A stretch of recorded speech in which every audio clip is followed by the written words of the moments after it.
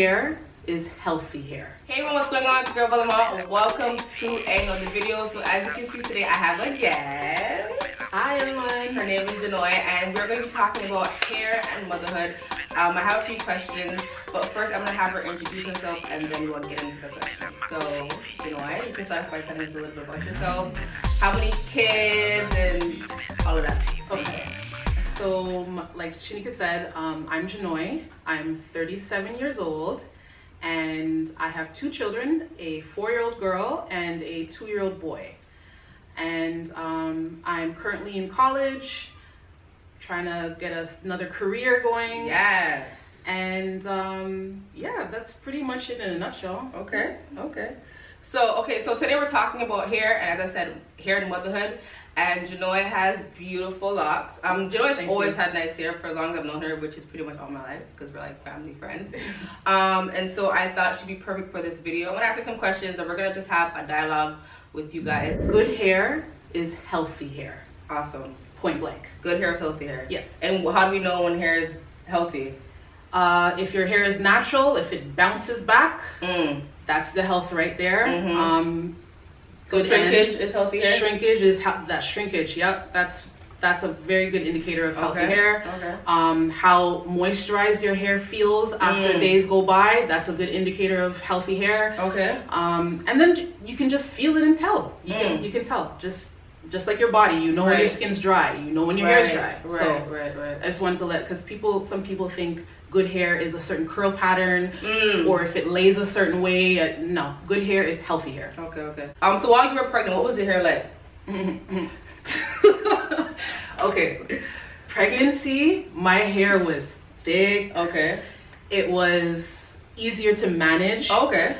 Because it has to do with a lot of the hormones, right? Right. When you're pregnant, your hair isn't releasing the shedded hair that's supposed to be released. So I was able to literally just wash my hair and just comb it out. Okay. Good to go. And then the growth was just amazing. Okay. Your hair grows like a weed. So I did really enjoy my hair when I was pregnant because I didn't have to deal with all that extra detangling. Right. Yeah. Right. Okay. What about after? So post pregnancy. Post pregnancy was post pregnancy was scary. Yeah, post pregnancy was scary because if you're not aware of what's going on with your body after you have the child, you're just gonna think your hair is literally just coming out.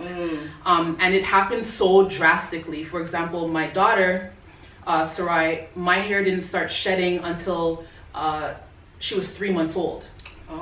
And then with Elijah, I thought I had more time, but unfortunately after a month and a half is when the shedding started. So with each child it was different. Every child is different. Each pregnancy is different. So did you feel like you lost, like did your curl pattern change, did thickness change, or was it just shedding of hair that for me thing? I felt that my hair was thicker when I was pregnant. I don't know if that has to do with the multivitamins that we take. But I felt that it was thicker and thicker. Yeah, just thicker, I guess. Okay. Yeah, because I don't think I've noticed. My hair is the same. I don't think I've noticed a difference with my hair. And I guess everyone's different. I didn't really experience, like I didn't have what you have. Like I didn't feel like my hair grew that much during my pregnancy, and afterwards I don't feel like I've had much shedding or anything like that. No. But I know for some people, as you said, like each pregnancy is different, so your hair will kind of. For both of my pregnancies, I went bald here. Yeah. Over here, and then a lot of shedding came out, and it felt thin because I was just so used to it being so thick and luscious. But it was just returning back to its normal state. So how long after did it come back to being like what it was before? So hold on, it shed and it went back to what it was before. It wasn't that you've lost all that hair that was supposed to be released during that 9 months. It got released. So you would assume that, oh my gosh, my hair is so thin, it feels so thin, but no, this is just what it was supposed to be. You just got used to the false reality. Okay. That's pretty much it. Okay. What tips do you have for caring for natural hair while pregnant? What kind of works for you? Because I had no type of routine or anything, so I can't even. Routine. I had none. Routine is a big one. Still washing regularly if you can. Because what's regularly? It depends on what your hair is saying. Okay. I always suggest starting off with every week. And then once you've reached maximum hydration, stretch it to 2 weeks. Some people can go a whole month. It all depends on what your hair is saying to you. Okay. But when you're pregnant, routine, yeah. Yeah, it doesn't always work that way. You wash every week when you're pregnant? Every week. Every 2 weeks. Sometimes I would stretch it every 2 weeks if I was just exhausted. Right. But every week was my thing. And you say maximum hydration. What is maximum hydration? When your hair is moisturized to the point where you don't have to keep moisturizing it every 2 days, every 3 days, every 4 days. Okay. It still feels soft, it still feels moisturized because it's holding in that moisture. And to each person, I guess that would be different with the maximum moisture. Okay. Yeah. Okay. And so what's your biggest struggle now with your hair, now that you have 2 kids? Well, I've solved my problem. Right. So let her talk about how she solved it. As you can see, how have you solved your problem with your hair? So, okay, I'll tell you my horror story. And this is a big tip for people that have, like you, that have just had a baby. Right. Detangle before you wash your hair. Okay. With my daughter, like I said previously, my hair didn't start shedding until 3 months. So I thought with my son, I had 3 months. Right. So before pregnancy, my routine was to detangle, do my hair, and then, obviously comb out and detangle and twist up. Right. But when I was pregnant, I wasn't losing any hair. So I was straight going and washing my hair without detangling, and then I was good, right? I assumed I had more time with my son until I went to wash my hair one day. And I got all that shedded hair knotted up in my head. I was literally, and I'm washing my hair. So you're out of, you're washing it, you're lathering it up. And when I came out of the, from washing my hair was done. My hair is done. You've seen how long my hair was. Right, yeah. My hair was done. Like literally the center of my hair, I had to cut out. So this is because you did not detangle, or you just thought you had that 3-month period where you could just chill? Okay. Both, yeah. If I didn't shed at that point, I would have been able to just detangle, no problem. Right. I'm good. Right. Which is what I was doing previously with Sarai. Right. And luckily, I caught that I was shedding with Sarai before I made a mess of my hair. But with Elijah, I have 3 months. I'm good. And yeah, that was the horror story. Right. And then once you have babies, you're no longer running on your time. Right. It's their time. Yeah. So what I had to do was pretty much work around Elijah's time. I had to start deep conditioning before I washed my hair. Okay. So I would just put the deep conditioner in my hair, comb out what I need to comb out, let it sit. Once he goes down for a nap, then you have your time to kind of wash out what I need to wash out. Right. And then hopefully my daughter would remain entertained while I detangle again. Right. So yeah, that was so the locks came in from having to balance. Honestly, one day I just said, I'm done. This is gonna be the last time I detangle and twist up my hair, and I just took it one by one.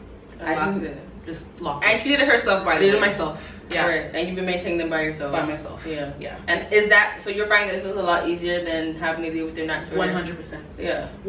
Although there are days when I do miss my loose natural hair, because even with this in itself, it takes time. You really have to think about it, because you're not going to be able to run your hands through your hair like before. You're running through locks. Right. So you really have to think about what you want to do. But once I made that decision, I can just wash my hair whenever I feel like it, and just, the freedom is there, and I'm not in, because I did kind of feel like I was in bondage after a while, right? Because I have the 2 little ones, and I have to hurry up and do this, and when you're rushing, you're not really taking care of your hair the way you're supposed to take care of it, right? That's true.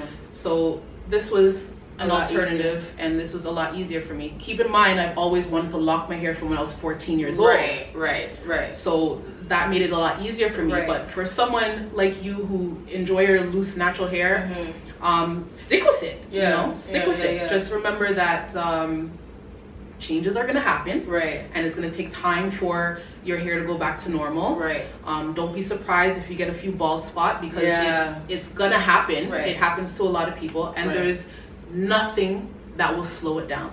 So there's no cream, no special There's potion. no cream, there's no oils. What they see online, there's nothing. Nothing that works, okay. There's stuff that can slow down the process. Right. But why would you want to slow it down? Right.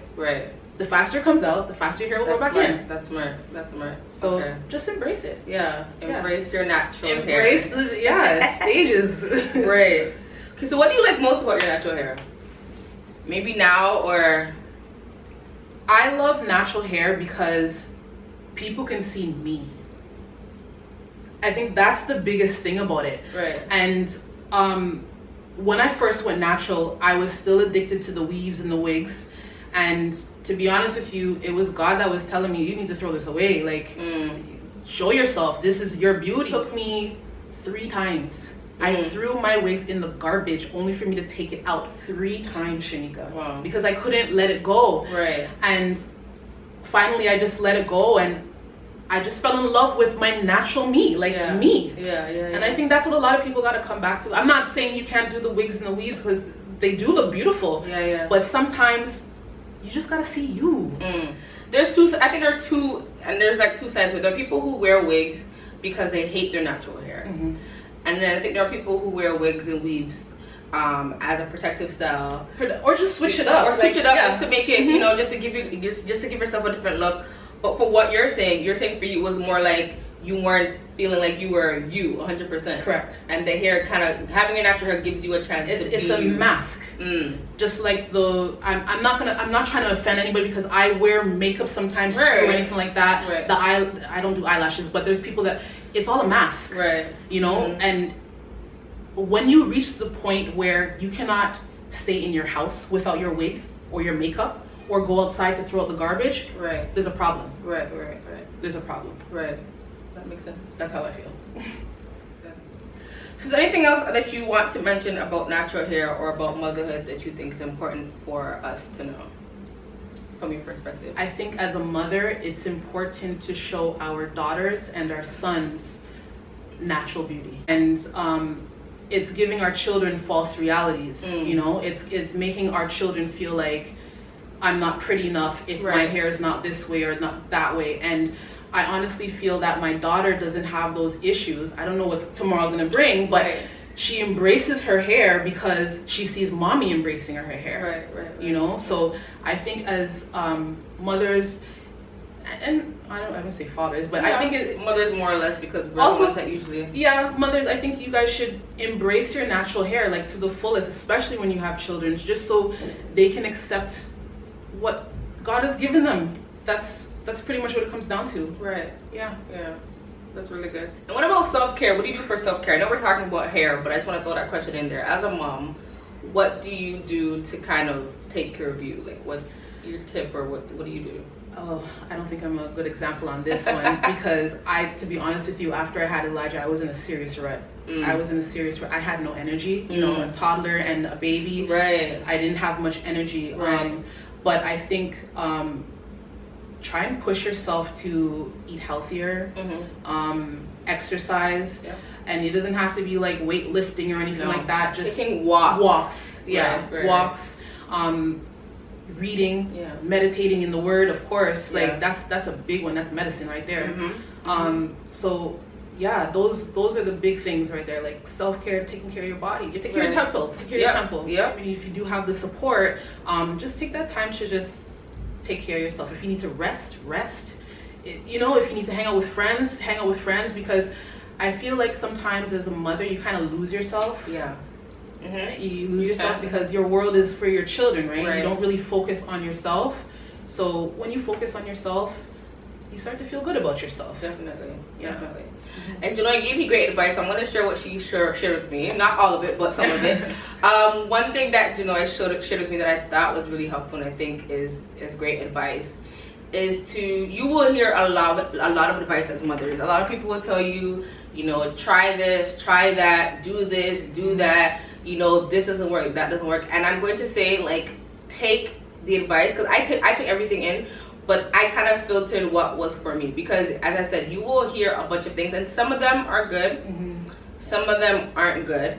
But what she was encouraging me, and this is before I even had Levi, was that at the end of the day, you're the mom. You know what's best for your child. children do not come with a blueprint. They do not come with a step-by-step manual. Every child is different. So what would have worked for Sarai didn't work for Elijah. What she might even suggest to me works for Sarai might not work for Levi. What might work for Levi might not work for my next child. So definitely take everything with grace, I guess I would say. Take everything with grace and know that you know what's best for your child. You know what's best for your child. And as she was reminding me, like, the child's been living inside of you for 9 months, so you are the best person to have that. You are the best person as it pertains to what will work for that child. No one else will know better than you, better than the father, or better than the spouse. So I do want to share that, because I thought that was really helpful. And I didn't really understand that until I had Levi, how important it is. Because I think even at the very beginning, you can feel like a failure. Or feel like, you know what, I don't know what I'm doing. I actually feel stuck. But like having the ability to kind of work through that on your own and figure things out on your own. And even though I appreciate all the advice, so I don't want to knock anyone who's giving me advice watching this video. But having the ability to kind of work through this stuff by yourself, for yourself, makes you that much confident as a mom. Because your gut tells you, your mind tells you, okay, listen, don't, he doesn't want this. Or he's too hot, or he's too cold. You know, baby knows you, and you know baby. From baby was conceived. That's it. So you're mommy and he's daddy, and you can take in whatever advice you feel makes sense to you and try it out, but you're not obligated. It doesn't matter how old this person is, how long you've known this person, how close they are to your family. I think a lot of times we tend to try and do things out of respect. But at the same time, you have to respect your household, your baby, yourself, your spouse. Space, You know what I mean? Your space. You have to do that. So so that'll be the encouragement, and so I appreciate that, so thank you. Those are all the questions. I hope you guys enjoyed our talk on hair and motherhood. I will definitely have Janoy on this channel again. Thank you so much for joining me. I had to, like, Janoy was super nervous coming on, and I was just like, be yourself. I don't even take pictures, okay? So this is a treat. Having on my channel is a treat, and so I really appreciate you coming on here and talking about hair. Please go ahead and leave your comments. Please subscribe to the channel. Leave any questions, and I will forward them to Janoy to respond to any questions you have about her personal journey or hair, or just tips and tricks that you might be wondering about. Thank you guys so much for watching, and I will see you guys in the next video.